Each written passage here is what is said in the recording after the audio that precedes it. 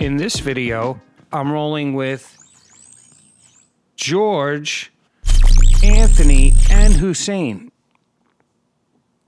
It's basically half the rolls during a regular class.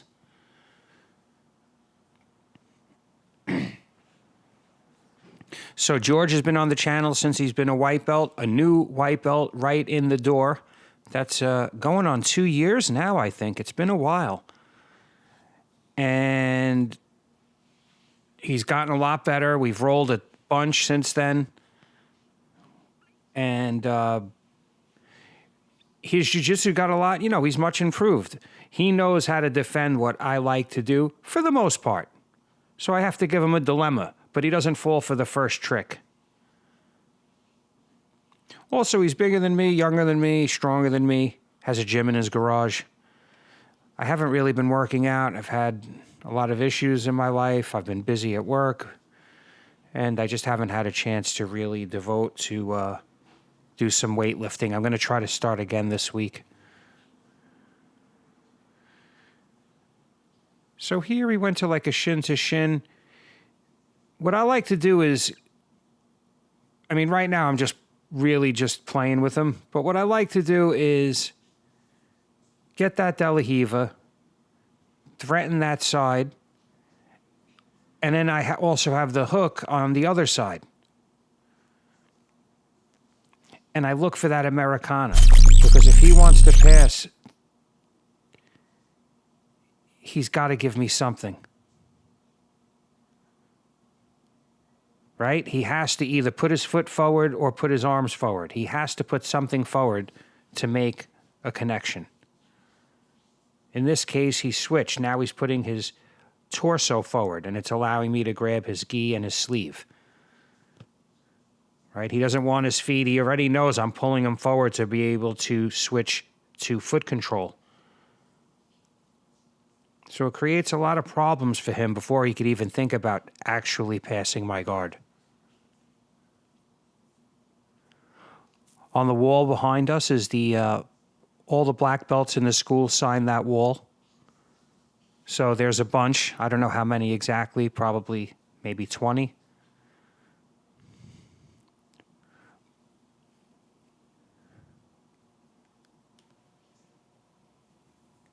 So as you can see, I'm letting my right hand float. I'm not even trying to make a connection. And I do that to just sharpen my ability. If I could fend them off with just 3 points of connection, I'll do that.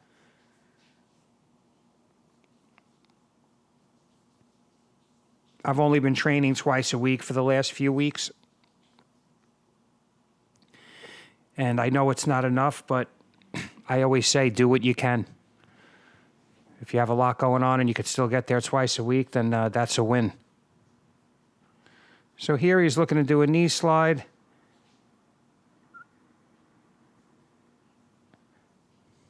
I kick him off and we reset. So this is a long video. This might be one of the longest videos I've put on the channel. But I wanted you to see how I go from roll to roll with each partner. How my wind is, how my cardio. And this is another reason why framing is so important, and finishing.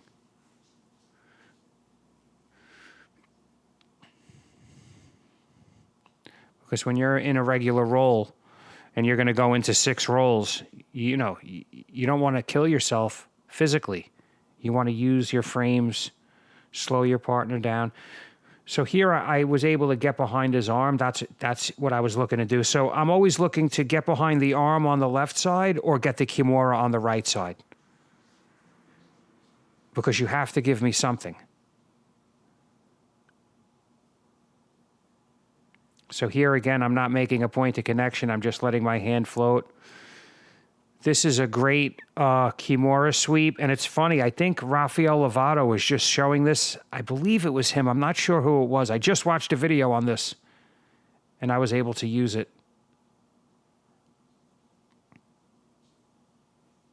It's like you have the Kimura, and you make your body go into a north-south style position and use it for the sweep. That's not the only sweep from that north-south position. So here it's a matter of who's going to come up first. He could bench press me. He's pressing on my hip, which is correct. But I was too fat for him, I think. Now, he outweighs me. I'm actually 175.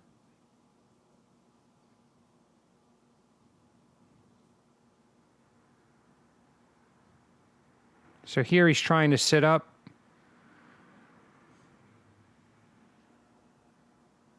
He's really trying. I mean, he's putting a lot of effort into it.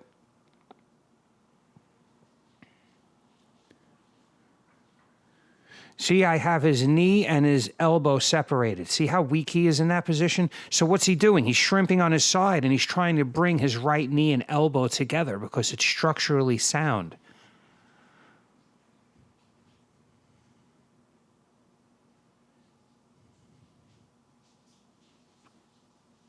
So that ended the round.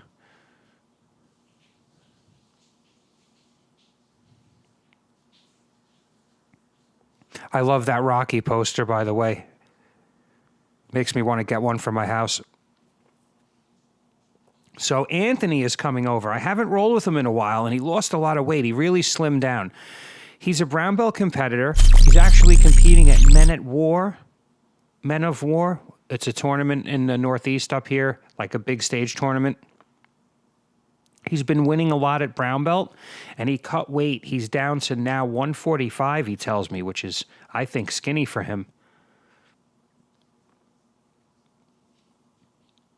But if he feels strong at that weight, you know, good for him. He's been winning. Him and I got our brown belts together last year.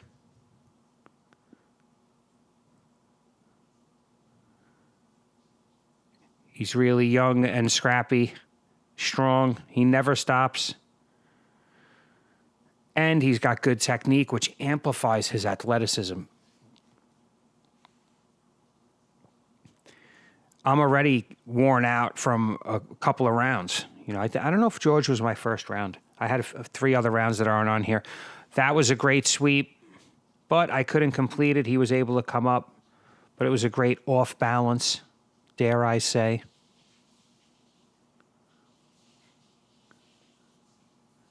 Lately, I feel like I've always been I'm always threatening a wrist lock if my hand is in that position of wrist control. It's such a distraction. Oh. So everybody knows what sweep that was, the butterfly sweep. He was looking to do like a deep half guard, come up and come around. And I got to watch that again, but somehow he spun and got into the top position there. So great job by Anthony. I'm going to really have to analyze that. I probably should have done that before the narration.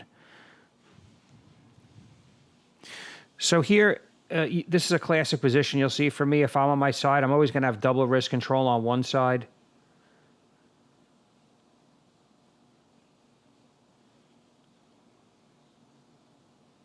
He's doing a good job of trying to contain my legs, hollow out his hips, and pass my guard. There, he kicked my hook off very, very skillfully, and that was a really good pass there.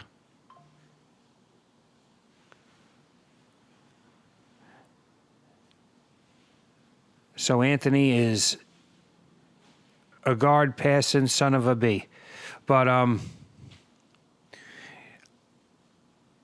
he is basically trying to set me up right now. There goes Billy Game of Thrones, by the way. He's a blue belt now. He submitted me when he was a white belt because he's 380 pounds or something. He's slimmed down since then, I must say. Like Nicky Rod, his body became more of a jiu-jitsu body rather than a Greek god style of body. So here Anthony's in the north-south. I'm just squirming around. As you can see, my left arm is limp. My hand is loose. I'm not tense, even though I have a talented brown belt competitor in an advantageous position. An advantageous position. So there he's looking for knee on belly that he can get to mount, which he basically does. And I just capture his foot. As you could see, even though I'm out of shape from my from my own perspective, I'm not necessarily breathing heavy, and this is 10 and a half minutes into training. So now he's got a mount, he's looking to climb up, but I keep giving him issues. So one of the issues is I'm trying to bring my elbow to my knee. The other is that I keep squirming, so I'm always squirming. Even if I don't get out immediately, it forces him to work on top. See, here I have his lapel, because if he wants to come back to that side, it would be annoying. So I'm just doing little things. See, I almost pulled him off me by that lapel. But as you could see, I'm not just letting him settle in. Marcelo used to say, if somebody gets to mount, that's the time to get out. Like that second, before his weight could even solidify into the position. Though it's not always that easy. So there he had knee on belly. As you could see, I turned to my side to eliminate that. That's very important. You don't want people getting their knee on your ribs. So there I tried to catch his leg. He spun around to the other side. As you can see, I keep trying to sit up, but I'm not going to sit up into a choke. But I'm not going to just lay there. It's almost like the gravity is pulling me off the floor. It's anti-gravity.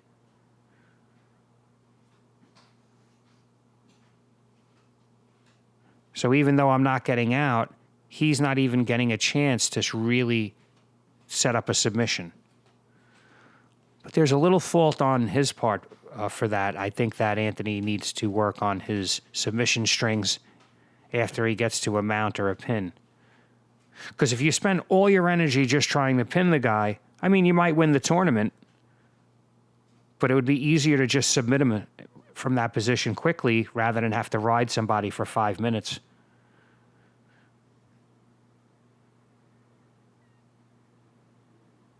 Like I said, it comes in stages, right? First you have to learn, frames and, the progression of each stage. And the mid stages is learning how to make a guard, learning how to pass a guard, learning how to hold a pin, learning how to submit. So that's where Anthony is right now, in my opinion. He's really good at the other things. He became really good at passing the guard. Like this is the second time I've rolled with him where I can't stop his guard pass. He does a great job. He wears me out. But he's unable to get off any actual legitimate submissions, attacks. One way it could even get him an advantage. So that's partially, kudos to me and more work needed by him. But it's always great rolling with him. He's young and strong, but thank God I outweigh him by 30 pounds so I could keep up with him.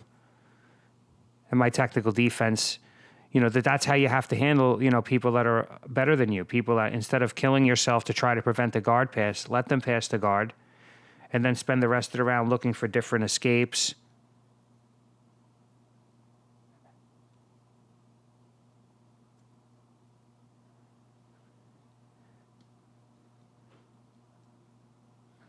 So there I was giving him some last minute pointers. Basically, I was explaining the how to keep moving on the bottom and how when he does his pins, he needs to set up a submission chain. That's Hussain in the background. I don't know. It seems he was waiting there for me, which is an honor if that's true.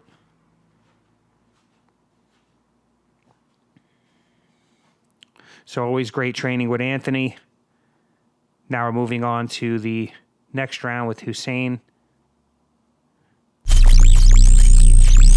Again, this is just half of the rounds that I do. Hussain's lighter than me. He got his black belt when I got my brown belt last year. He's been training a lot less time than I have, but he is a brain surgeon. And apparently this brain surgeon picked up jiu-jitsu very quickly. Also, he's had some time in the Blue Basement when he trained under John Danaher. He's trained with Eddie Cummings quite a bit. And, it shows, man. His game is very well-rounded. He's got a good leg lock game and a good top game. Everywhere, from every position. He's an inverter, but not always. It's really hard to gauge what he's going to do. But I'm getting used to some of his leg lock entries, and I'm learning how to avoid them a little bit better. Not entirely. But during our first rolls, he would just footlock me in 10 seconds if he wanted. Which, again, was partially my fault. I needed to develop my footlock game and my footlock defense, just my knowledge of that position.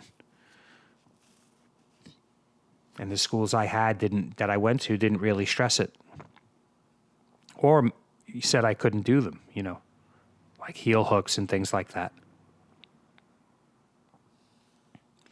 This school, on the other hand, allows pretty much anything. Where anything goes,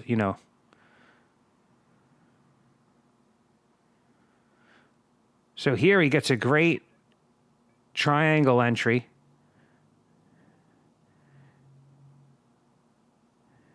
And I'm able to hold out, but again, this is a perfect example of when someone doesn't have the submission perfectly, should you hold out or tap? Now, if you hold out, what can happen is you can get a shoulder injury. There's other things that can happen just because the choke isn't imperfect. So I heard a little pop in my shoulder. I knew it wasn't a real injury of any kind. It was more like, like the way you pop your fingers. So I felt that and I tapped. Because even at that moment, I was thinking, why haven't I tapped yet? So it's always good, to take your own advice in life. And pick up your pants in between submissions. My pants are falling off there.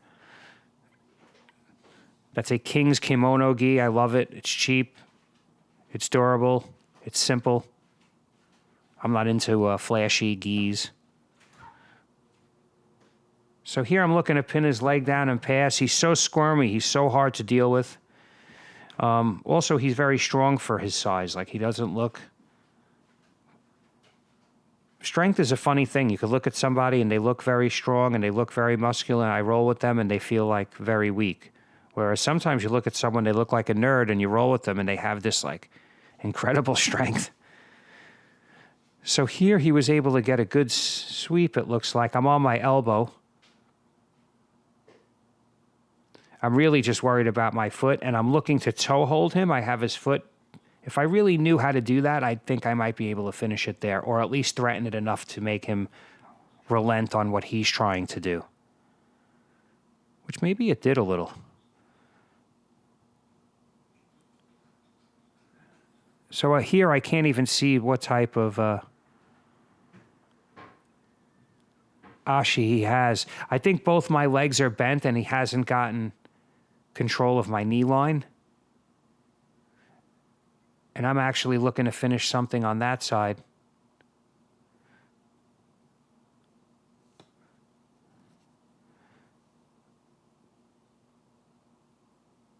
So I have my feet crossed. That's a way of defending.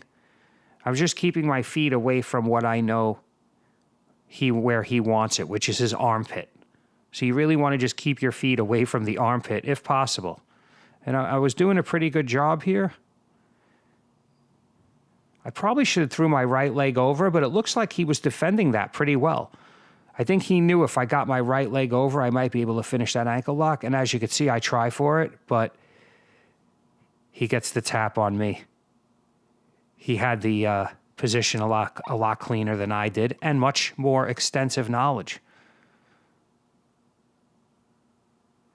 There's no chance in jiu-jitsu. It's not like I'm boxing and, you might get a lucky punch and knock him out. It's not going to happen. You don't want to depend on luck when you're on the mat. So there I was able to step past his guard. I do it all the time, and he still was able to almost get a leg entanglement. I sit down to avoid it, and then he sweeps me back. See, here I have to know footlock. I mean, I can do everything I can to escape, or I have to learn some footlock attacks. So I think that ended the round. I'm sure he would have finished me there eventually anyway.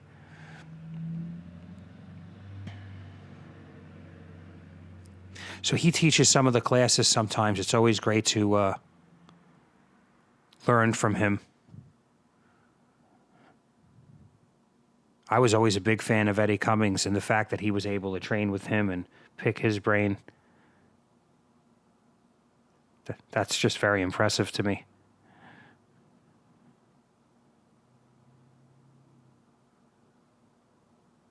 But I want to thank you guys for watching. This is a long one.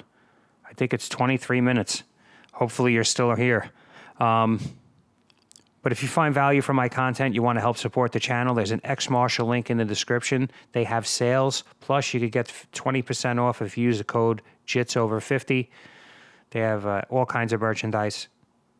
You can design your own rash guard, your own shorts, custom. Or you could just buy me a coffee. If you buy me a coffee, leave me a question and I'll make a video addressing it, and I'll give you a shout out to you and your academy.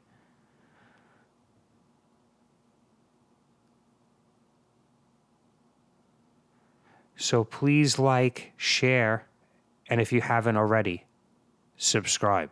Thank you.